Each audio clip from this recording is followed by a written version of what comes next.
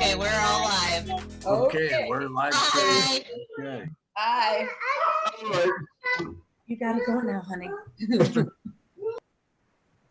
All right, well, we had a quorum even without Debbie's son, but so he makes a super quorum, and so we'll call the meeting to order. Welcome, everybody. We'll explain to our viewers that we had a fire alarm tripped at the government center. I still want to call it the Globe, and I still will. Don't do that. This morning, which delayed the commencement of our meeting, but everybody's here and nobody looks any the worse for the wear. So we'll call the meeting to order, and I'll ask Commissioner Notarianni to lead us in the Pledge of Allegiance, if you will, sir. Everyone, please stand. Pledge allegiance to the flag of the United States of America and to the republic for which it stands, one nation, under God, indivisible, with liberty and justice for all. Thank you. Thank you very much. So I trust everybody has received the minutes from our last meeting in advance. Tracy always does a very good job getting them out far enough in advance for us. So, and had an opportunity to review them. And if so, I'll entertain a motion to approve those minutes. So moved. Do I have a second? Second. Okay, we have a second on the question. All in favor? Aye. Any opposed? The ayes have it. The minutes are approved. Tracy, do we have any comments or questions from the board or for the board from the public on agenda items? We received one email. It does not appear to be an agenda item, though. Okay. So I'll wait until later. All right. So we'll address that later. Okay. And so with that, we'll move to the first motion on the agenda, 20-2039, a motion to approve all the current payables for the Community Corrections Center and the prison. I trust everybody's had an opportunity to review those. If so, I'll entertain a motion to approve those. Motion. Motion by Commissioner Chermak. Do we have a second? Second. We have a second on the question. All in favor? Aye. Any opposed? The ayes have it. The motion carries. Thank you. Next, we'll move to item 20-2040, the Controller's Report. Controller DiBileo? Yes, Your Honor. The Controller's Office reviewed the prison inmate and canteen account reconciliations, which were prepared by the Prison Business Office for the month of September 2020, and found no discrepancies between the reconciliations and the bank statements. The balance in the inmate account was $503,947.88 as of September 30th of 2020. The balance in the canteen checking account was $492,690.52 as of September 30th. In addition, as of September 30th, the canteen account owned two certificates of deposit, one valued at $15,000 and the other at $132,239.22, totaling $147,239.22. And that concludes my report. Thank you, Controller DiBileo. Any questions for Mr. DiBileo on his report? Okay, if not, I'll entertain a motion to approve his report. So moved. We have a motion. Do we have a second? Second. We have a second on the question. All in favor? Aye. Aye. Any opposed?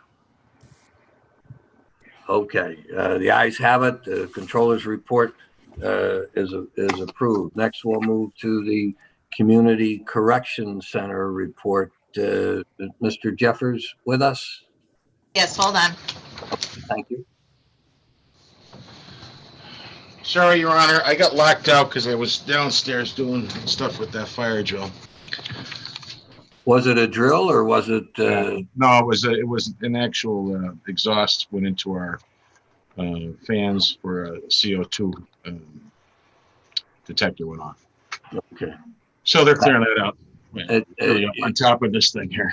So your excuse is you got locked out. You just, not that you couldn't make it up the steps all the way on your own? That is true. Yes. All right, okay. Thank you, sir. We appreciate the candor. Okay, so we'll have as long as you got your breath back, we'll get the Community Corrections Center report from you. Thank you, sir. The Community Corrections Programs Report for September 2020. Item 1, programs totals. Adult house arrest was 125 participants. Juvenile house arrest was 11 participants. I know your paper says 6. That's a typo. It's 11 there. Item 2, our program's revenues for the month of September total $44,717.22. Item 3, our program's expenses total $117,460.78. Item 4, our program's completions. House arrest had 34. Item 5, the program's violations. House arrest had 6. Item 6, the program's warrants. Work release has 6 and house arrest has 3. Item 7, the budget report. Overtime is at 53%, expenses are at 65%, and revenue is at 43%. I'd like to just add one thing there, Your Honor, if you don't mind. Under programs warrants, a number of these warrants, about 4 of them, date back to about 2013. If I can get together with maybe the district attorney and see if we want to keep these warrants active or not, since they're about 7 years old at this point, 2013 and 2014, okay? If that's okay, Okay. Mr. Powell. I think he can find some time for you. Yeah, send me an email. That would be great. Yeah, Mr. Powell, it's just, some of them have been around for a very, very long time at this point, and we're just keeping them on the outboard for the prison and so on and so forth. Okay, I'll send that email out. That's all I have, Your Honor. Okay, thank you, Brian. Anybody have any questions for Mr. Jeffers? If not, I'll entertain a motion to approve his report. So moved. Got a second? Second. Got a second on the question? All in favor? Aye. Aye. Any opposed? The ayes have it. Thank you, Mr. Jeffers. Your Thank you, everyone. report is approved, and then we'll move on to item 2042, the Warden's Report. Warden Betty? Morning, Board. Morning. Morning. The average daily population for September 2020 was 602 inmates. 429 were county inmates. As of 10/13, we had 633 inmates in-house. 563 of them were adult males, 65 were adult females, and 5 were juvenile males. The population of U.S. Marshal Service detainees as of 10/13 was 176 individuals. The overtime report is attached, and our staffing update. Currently, our correctional officer numbers break down to 170 full-time officers on shift, 2 on workers' compensation, 1 on administrative leave, 3 full-time vacancies, and of the 173 officers, 57 of them have intermittent FMLA. The budget as of September 30th, revenue was at 53%, expenses were at 76%.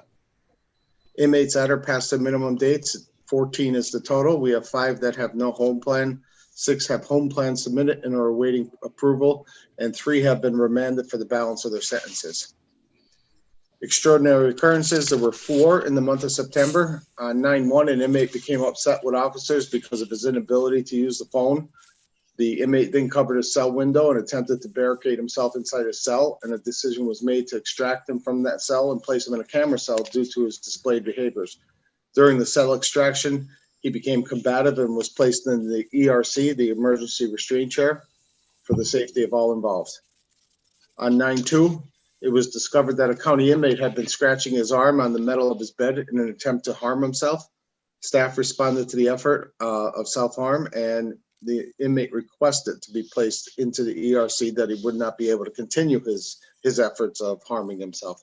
After consultation with the psychiatric staff, a decision was made to place this inmate into the ERC on a 15-minute behavioral watch, and the inmate complied with the efforts to place him into the ERC.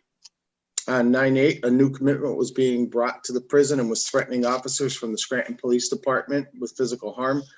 Upon arrival at the prison, this inmate informed staff of his intentions of being disruptive, combative, and non-cooperative with our efforts to book him.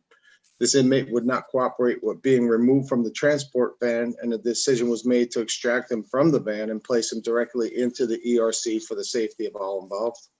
And finally, on 9/15, a newly committed inmate was observed choking a cellmate in the assessment unit cell that they were celled together in. The officer working the block ordered the inmate to stop his actions. The inmate complied. The inmate was then cuffed and moved to our restrictive housing unit while nursing staff attended to the cellmate who was being choked. That inmate has since been charged with criminal attempt to commit homicide.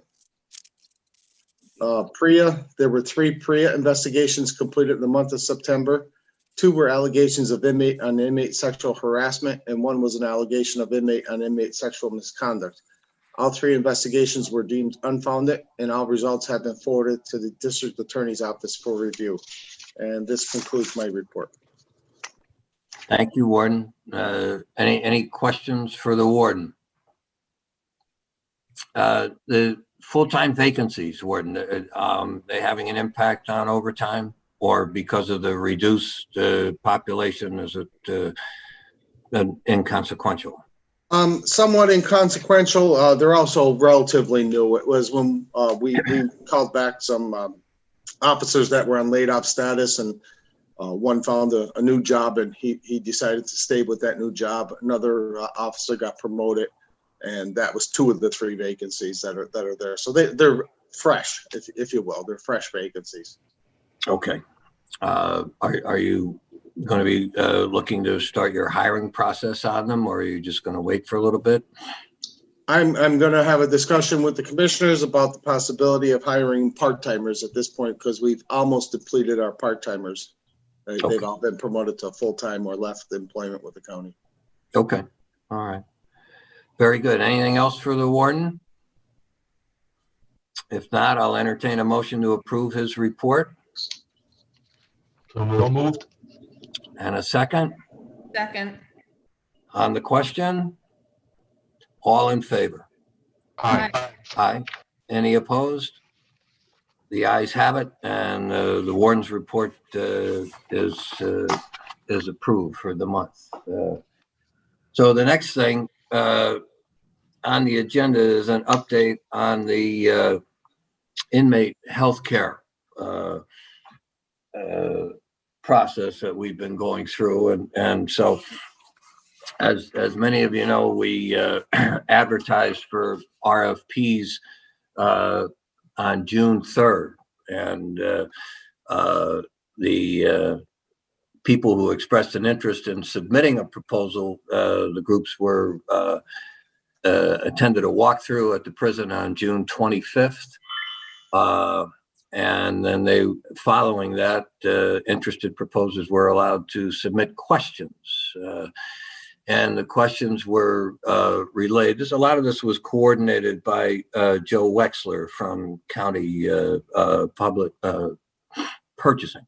And questions were submitted and routed to the warden and to Chief of Staff Jeffers, and were also forwarded to members of a review committee that was set up. We set up a review committee to review proposals and at the right time conduct interviews. Members of the committee that participated in that were Commissioner Domenick, the warden, Mr. Wexler, Justin McGregor, Commissioner Chermak was involved. I know I don't have the list of people in front of me. Somebody from Mr. Durkin's office, and we all reviewed the proposals that came in. I believe they came in on August 20. And then we reviewed the proposals. We scheduled interviews. We received 4 proposals. We scheduled interviews with 3 of the firms. And those interviews took place on September 15th. We selected the 3 least expensive proposals. And then the committee met again on September 29th to review the submissions again and review the results of the interviews. And a consensus, there were the 3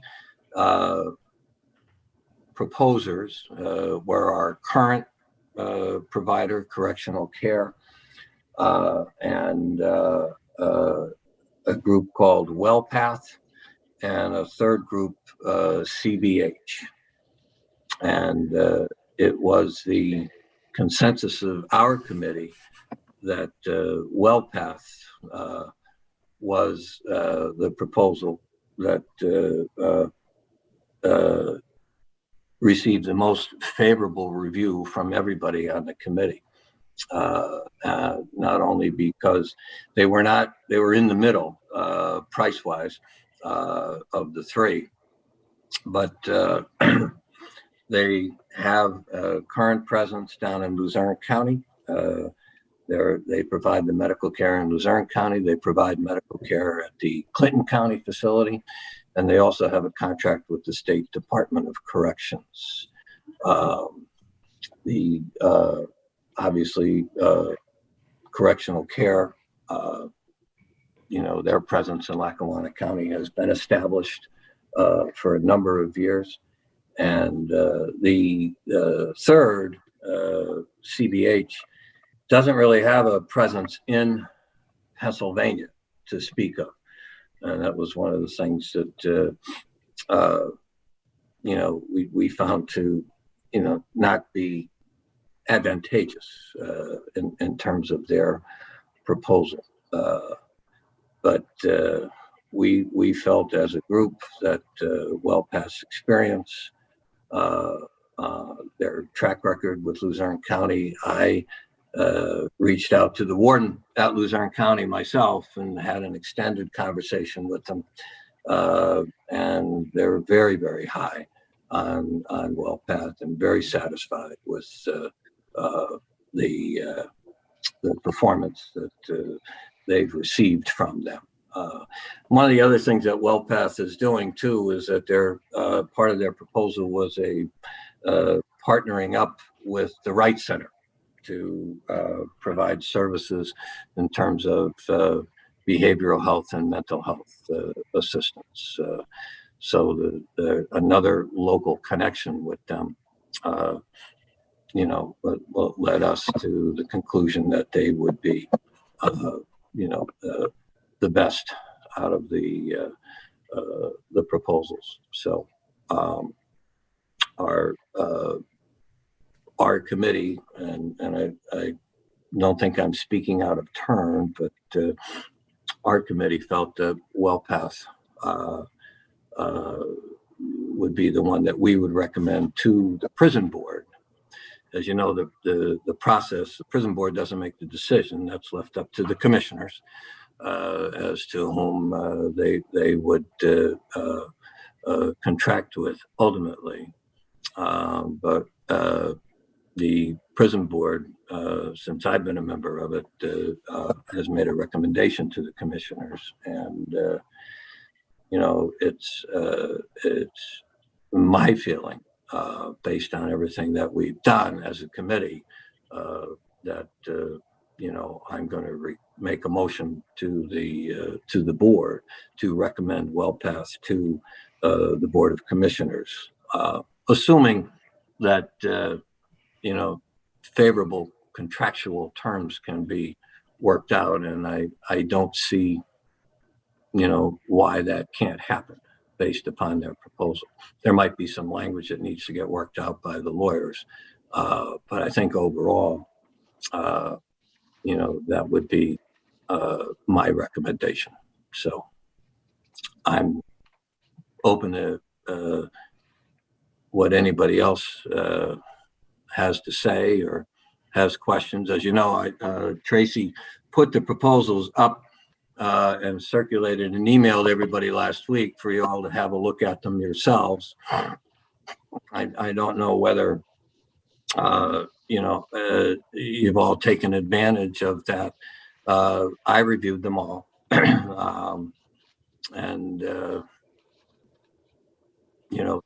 So those are my feelings. And that would be my motion to make. Anybody else? No. Anybody have any questions? Yes, Judge. I wasn't on the committee, as you know. Looking at the numbers that were put out last week by Tracy. Yes.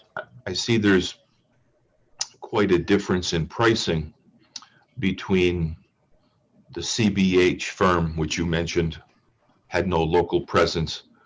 And then again, quite a difference in pricing between WellPath, who's in the middle, and our current provider. So it appears there's a large savings between WellPath and the current provider. Am I correct? That's what based on those proposals, yes. Mm-hmm. How about the tail insurance policy? Do we have a cost on what that's going to be if we don't go back with our current provider? I don't think we have a hard cost on that, Commissioner. It's available in the marketplace. I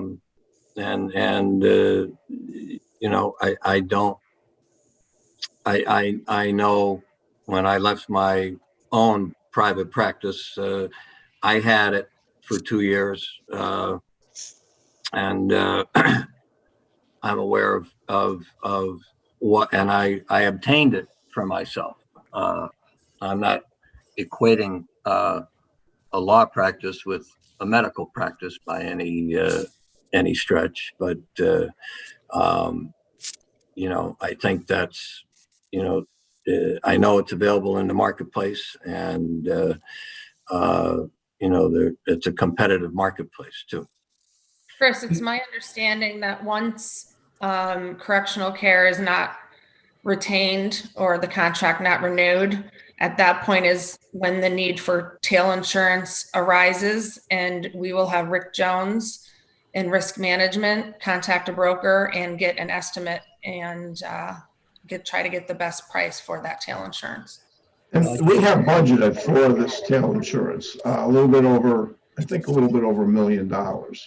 So We budgeted, and the prison, I believe, budgeted an increase due to the fact that he anticipated, Tim, correct me if I'm wrong, but I think you budgeted extra for medical because you anticipated, regardless of who we went with, that there would be an increased cost just because of, 4 or 5 years later. And also the, did I just say this? The difference between the cost between WellPath and correctional care, and then Tim allocating additional funds. I believe it will cover or even out and possibly not cost us money with regard to the tail insurance. Is that correct, Tim? Yes.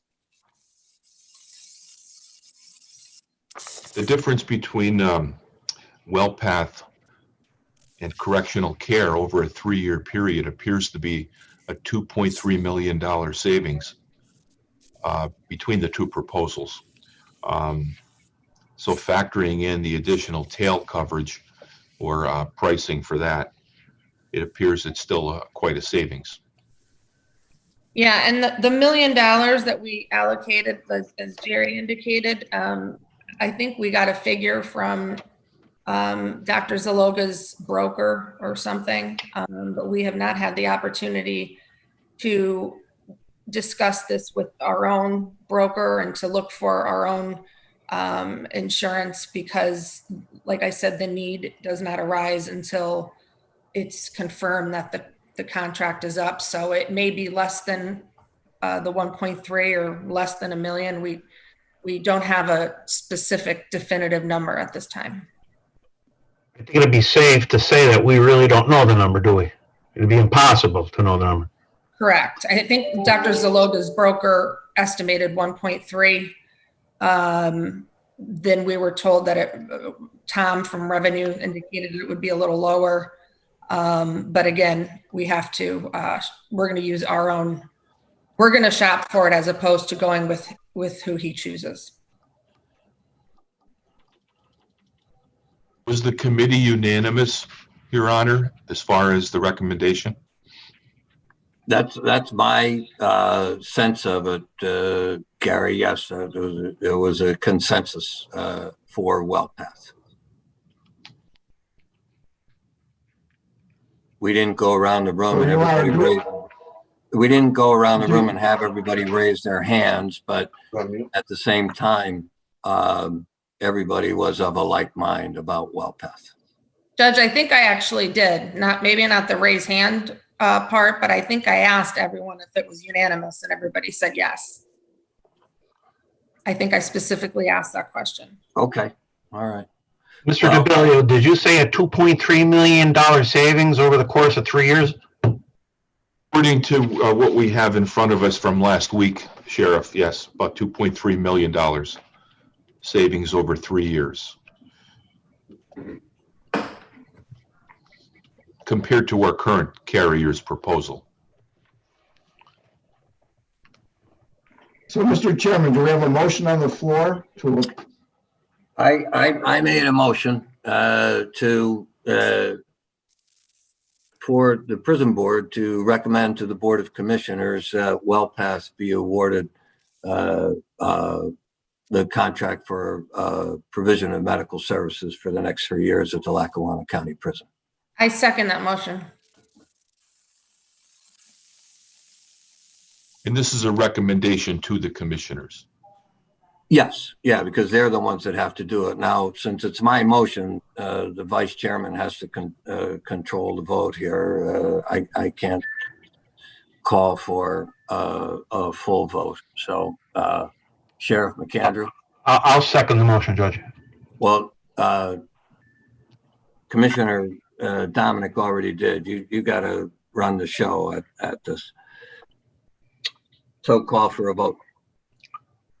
Okay. Question. On the question. All in favor? Aye. Aye. Are there any opposed? Okay. The yeses have it. Okay, thank you. Now, next on the agenda is an executive session, and so I'd like to have the board go into executive session briefly to discuss a couple matters. Tracy, can you?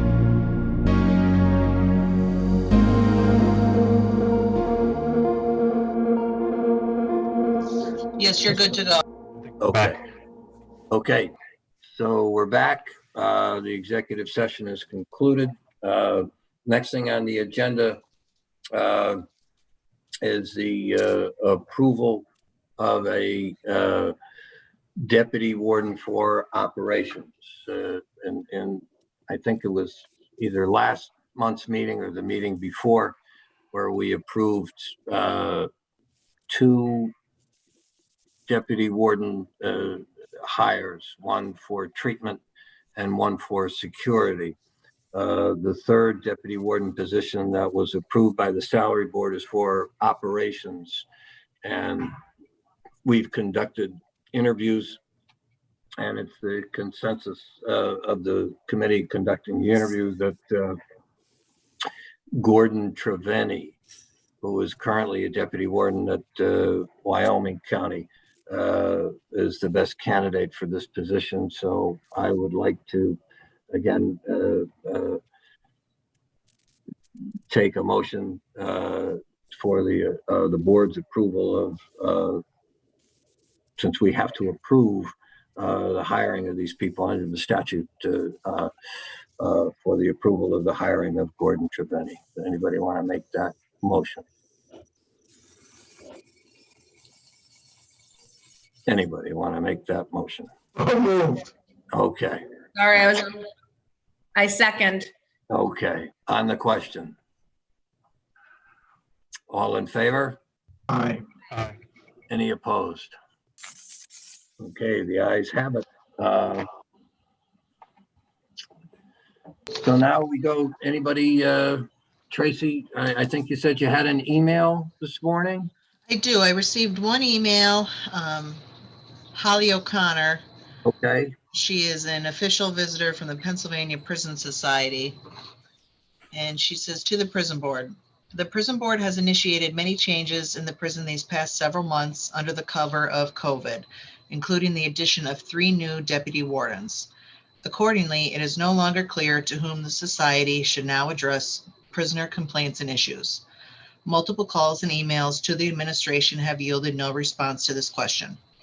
The Prison Society has always attempted to work with the prison by alerting administration to various prisoner issues and potential liabilities before they become problematic for the prison and the county.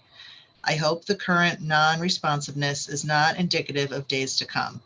It may be counterintuitive to some, but the enhancement of transparency in and around the prison actually serves to reduce and not increase the potential for county liability.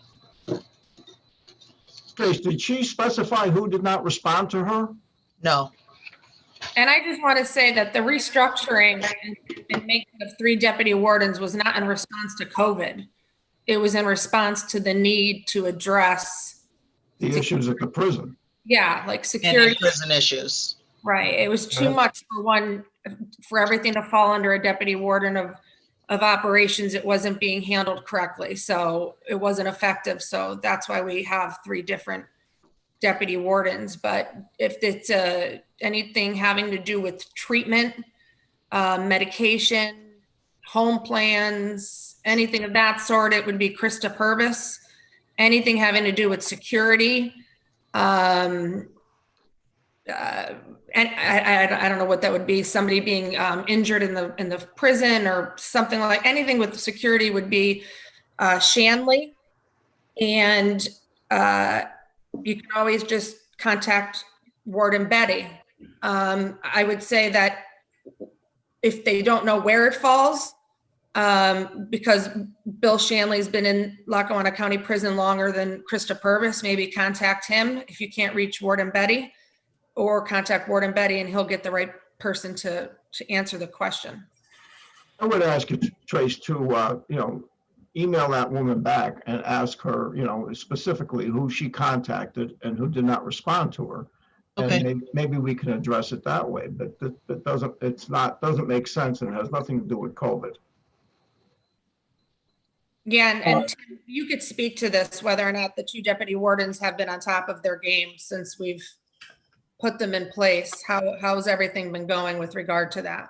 Absolutely, and thank you. First, I'd like to address Holly O'Connor's statements there. Number one is I don't recall receiving any phone message from her or email message. Not saying it didn't happen, I just don't recall that.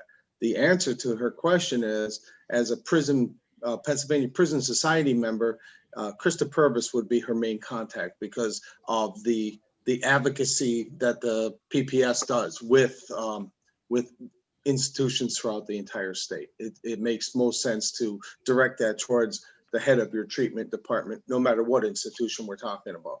So that's the answer there. And if Holly is listening in right now and has emailed me, I apologize. I probably opened that, got distracted and forgot I even opened it, but I honestly don't recall. And she knows that I have a good history of getting back to her in a timely fashion. But as far as how things are working out with the distribution of responsibilities, I'm loving how everything is going right now. I'm really looking forward to Mr. Treveni coming on board as the 3rd deputy warden, and I'll be working closely with him to help him through that learning curve. As far as the other 2 deputy wardens, I haven't a single complaint. And just a reminder, this was all budget neutral. This did not cost Lackawanna County any more money. to do this, to change this system. So that's, that's important from our point of view. And it was budget neutral. We eliminated some positions and we created different ones, and it's a step in the right direction. It's something that was necessary. Okay. Warden, do you have a timetable for him to come on board?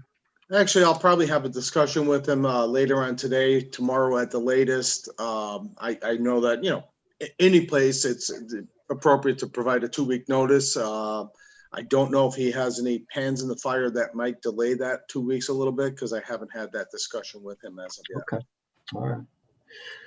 All right. Any member have any new business or other business? Okay, then I'll solicit a motion to adjourn. So moved. And a second on the question. All in favor? Aye. Aye. All right, the ayes have it. Thank you, everybody. Bye-bye. Thank you. See you, everyone.